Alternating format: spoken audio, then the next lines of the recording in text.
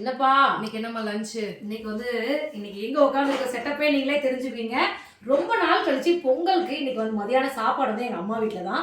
So அம்மா கையில் சாப்பிட்றதுலாமே special தான். எங்கள் அம்மா என்ன செஞ்சுருக்காங்கன்னு பார்த்துறோம். நான் இப்போ தான் வேலைக்கு போயிட்டு வந்தேன். ஸோ இங்கே பாருங்க, ஒரே நிமிஷம் பார்க்கலாம்.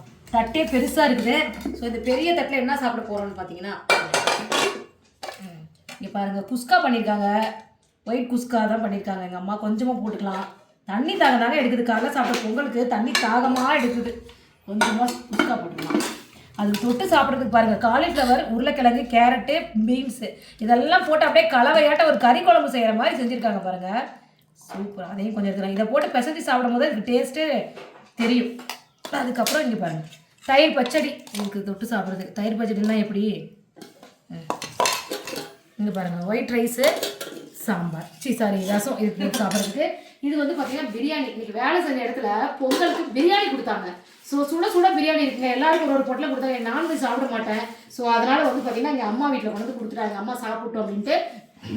பிரியாணியும் சூடாக இருக்குது. இங்கே பாருங்கள், மெதுவடையும் போட்டுருக்காங்க. அப்படி உருண்டை இது போட்டா மாதிரி போட்டாங்க மெதுவடையை. இதுதான் இன்னைக்கு நாங்கள் சாப்பிட போகிற லஞ்ச் வேணும். இன்னைக்கு பொங்கல் ஸ்பெஷலாக உங்கள் வீட்டில் என்ன லஞ்ச் வேணும் சொல்லுங்கள். எல்லாருக்கும் இனிய தை திருநாள் வாழ்த்துக்கள். வாங்க சாப்பிடலாம்.